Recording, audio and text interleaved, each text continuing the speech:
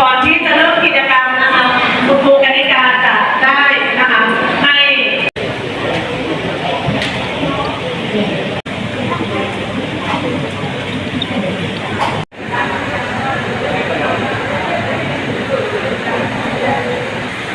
ธรรมบูชาบูชาสังฆบูชาพุทธบูชามหาเตชะวันโตธรรมบูชามหาปัญญวันโตสังฆบูชามหาภูตะวังหูติโพกะทาถังรัตนตะยังอภิภูชยามิ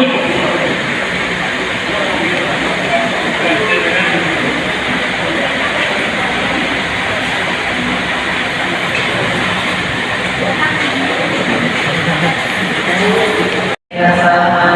ปัญจศีลานิยาตามะยังปีมายังอันเตปิสุปิสุอานาทายะติสานีนะสาปัญจศีลานิยาตามะ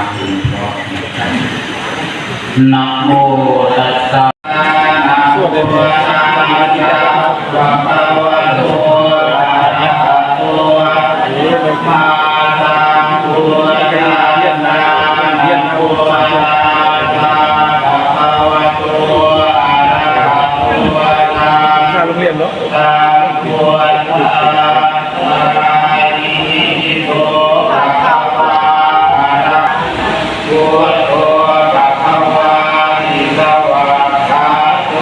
ภะคะวะตาธัมโมสันติปุถุปฏิปันโนภะคะวะโตสาวกสังโฆยะปฏิปันภะคะวะโตสาวกสังโฆโยนาภิเนยโยอันทะเวกะนิโยอะโดปุญญาเขตังโลกัสสะ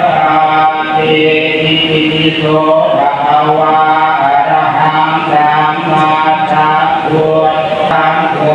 ปุยุปฏิปันโนภะคะวะโตสาวกสังโฆยะปฏิปันโนภะคะวะโตสาวกสังโฆสามีติโตสาวกสังโฆอาหุเนยโยปาหุเนยโยตักโยอันทะเวกะนิโยอะโดตารังปุญญาเขตังโลกัสสะเตติปิโสภะคะวะอะระหังสัมมาสัม โอสัมมาสัมพุทธัสสะนะโมตัสสะภะคะวะโตอะระหะโตสัมมาสัมพุทธัสสะอิมานิมยังทันเตอิมานิมยังทันเตปฏิปังอิตัง